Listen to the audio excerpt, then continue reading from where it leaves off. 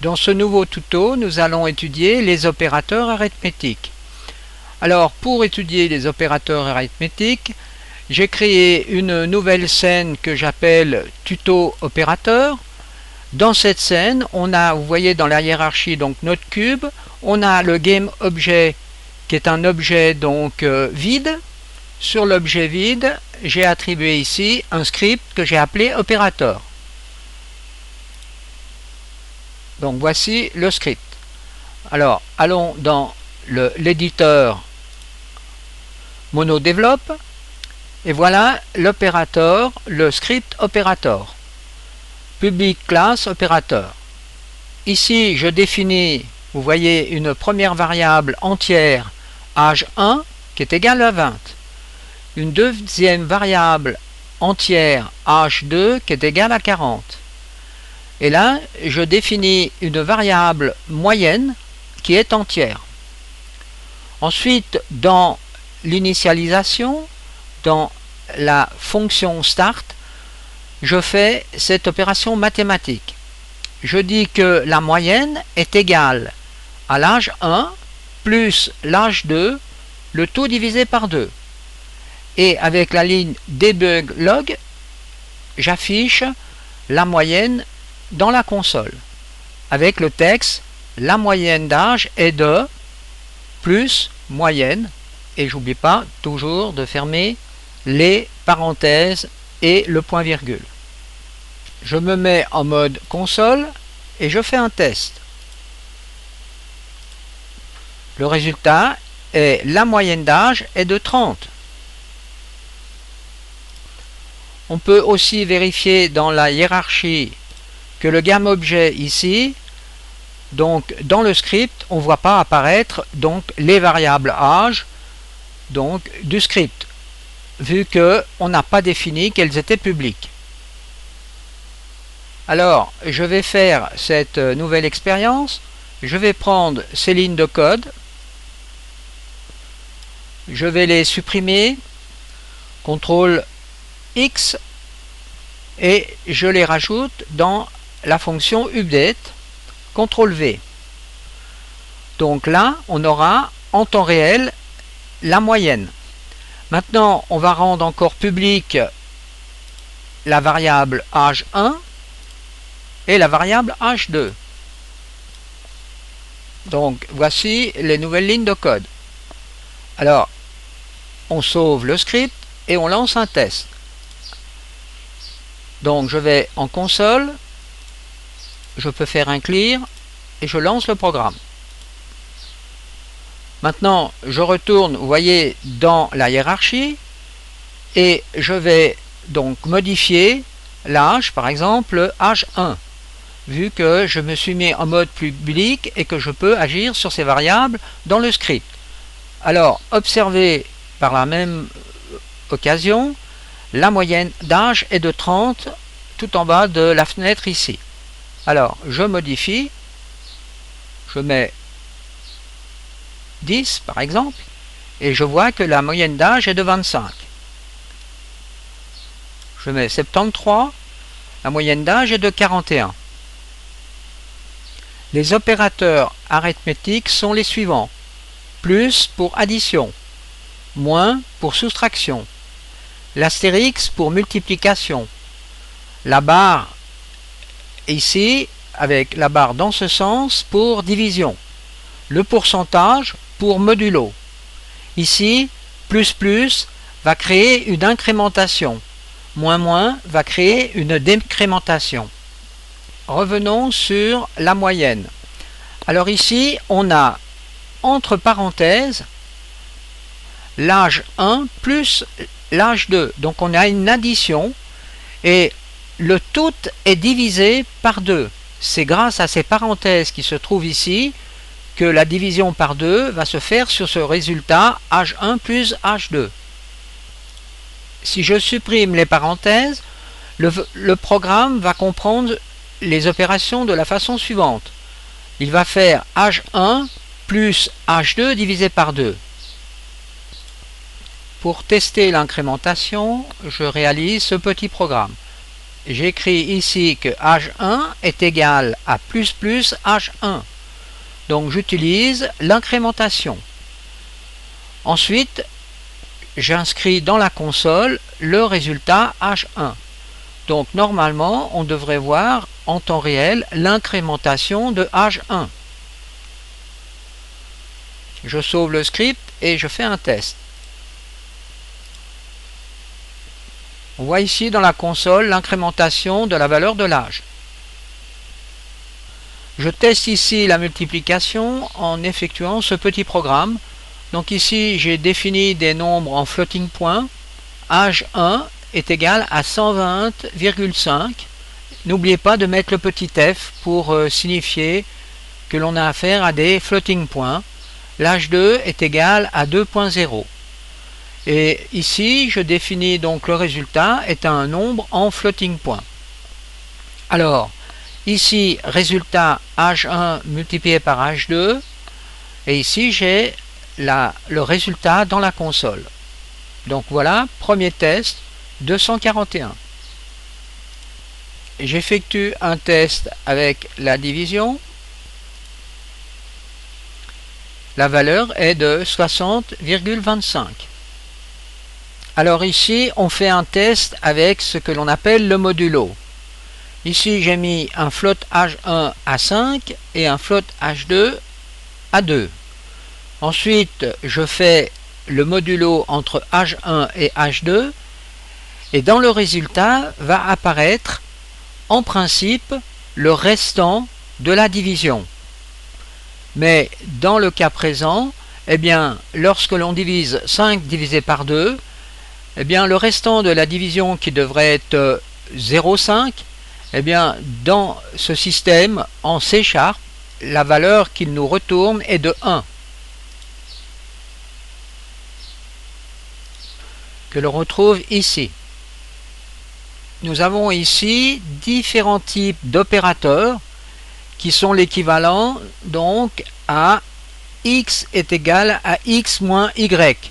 Donc il suffit de mettre entre x moins égal y pour avoir l'équivalent qui se trouve à côté. Donc ceci est valable pour le plus égal, le fois égal et le divisé égal. Ici, j'ai fait un petit programme pour tester un opérateur.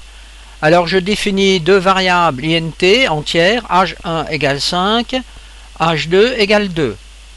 Et ici, je dis que h1 est multiplie égal à h2, ce qui donne comme résultat 5 fois 2, puisqu'on remplace l'équivalent qui serait x est égal à x fois y. Alors, on fait un test. Clear console. Résultat, la valeur est de 10. On peut appeler donc ces différents opérateurs des opérateurs d'assignement. Je viens de créer ce petit programme pour la suite. Alors ici, j'ai défini trois variables entières, publiques, vitesse, distance et temps. Et là, je fais le calcul de la vitesse qui est la distance divisée par le temps. Alors on peut imaginer par exemple que c'est une voiture. La vitesse d'une voiture par rapport à la distance parcourue et au temps qu'a mis la voiture pour parcourir cette distance. Je commence par mettre ces valeurs dans le script, donc distance 300 et temps 30. Et maintenant je lance le programme. Et là, vous constatez que le calcul me donne une vitesse de 10. Je peux changer en temps réel la distance.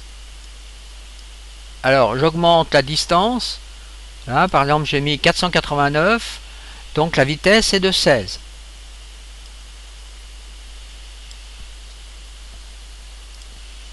Si je fais un clear console et que je mets dans le temps la valeur 0, eh bien, vous allez constater que l'ordinateur n'est pas capable de faire une division par 0.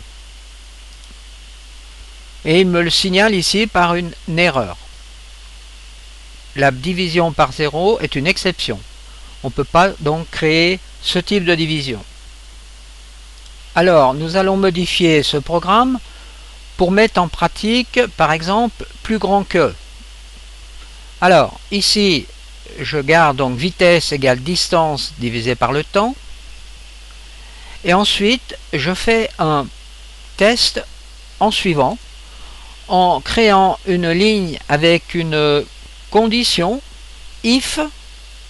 Alors, nous viendrons par la suite sur ces conditions. Si la distance, donc ça se trouve entre parenthèses, donc plus exactement la vitesse est plus grande que 20, alors on ferme la parenthèse, eh bien on va exécuter ce qui se trouvera entre les crochets. Donc dans le bloc de code suivant, on ouvre les crochets et on ferme les crochets.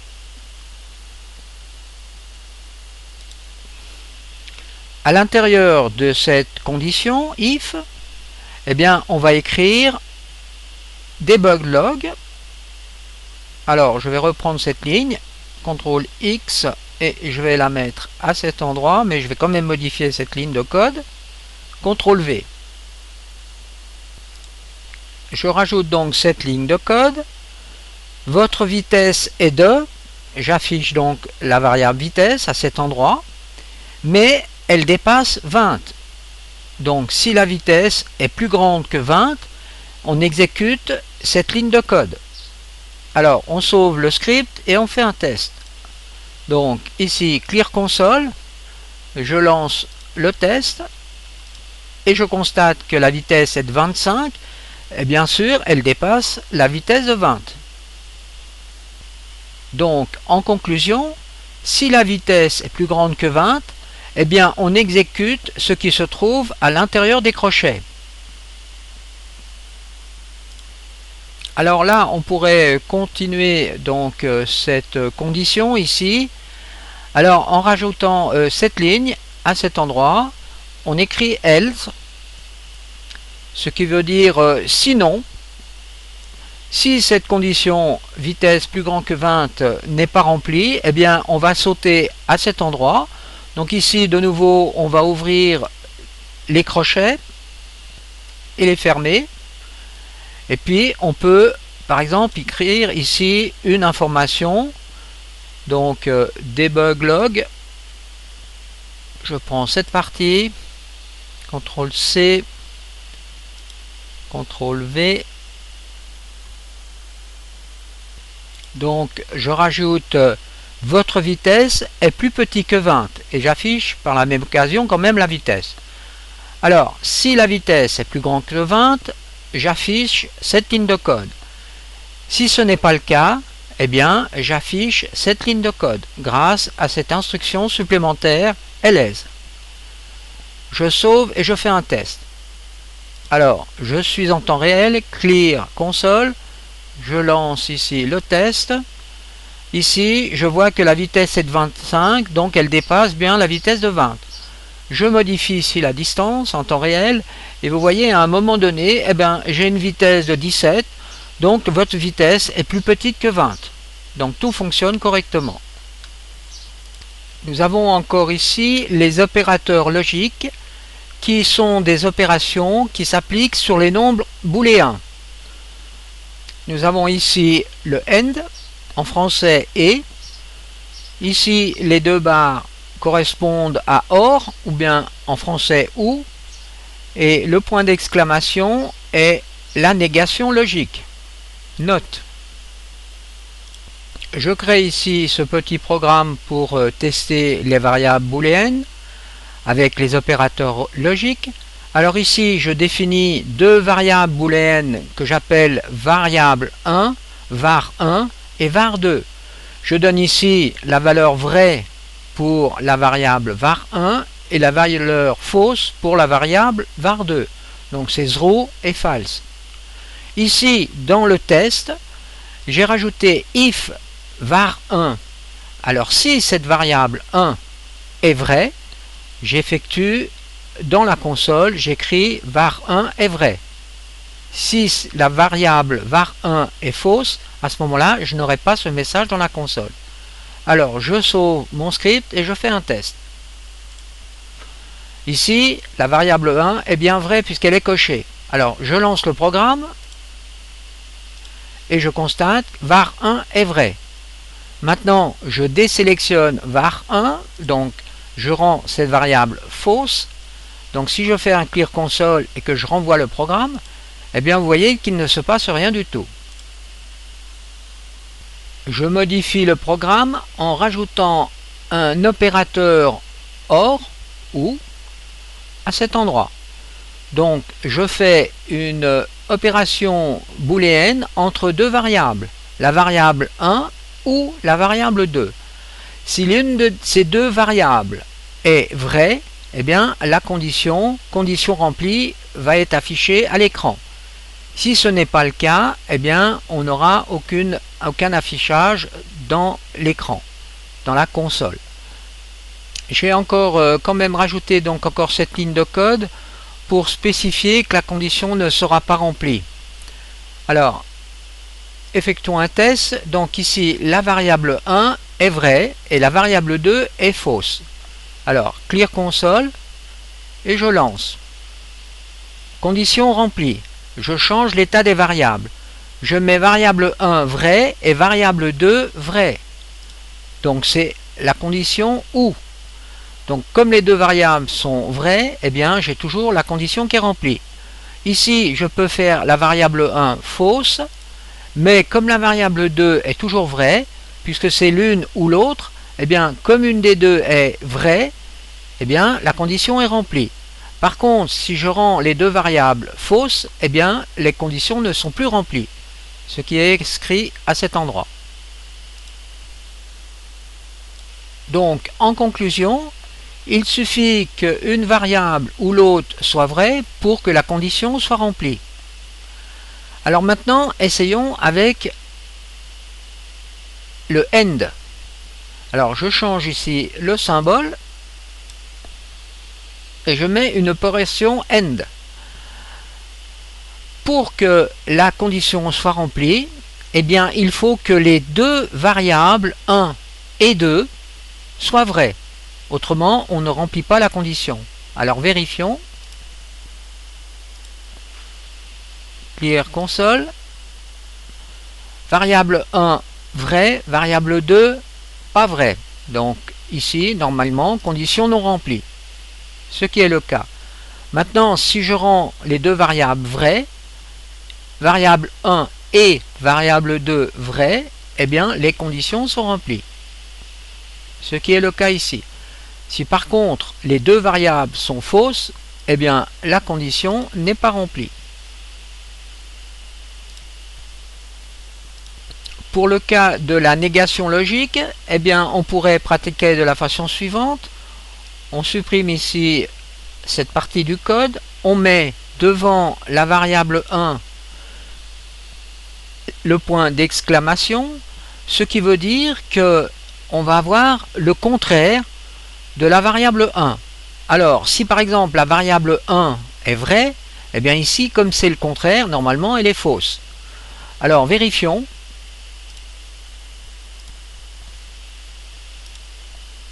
Ici, la variable 1 est vraie. Donc, comme on est en négation, eh bien normalement, on devrait avoir condition non remplie. Ce qui est le cas. Par contre, maintenant, si je fais variable 1 faute, false, eh bien, la condition est remplie vu que c'est la négation, c'est donc le contraire. Donc, ceci sera la fin de cette partie. Et dans le prochain tuto, nous allons revenir un peu plus précisément sur la condition if.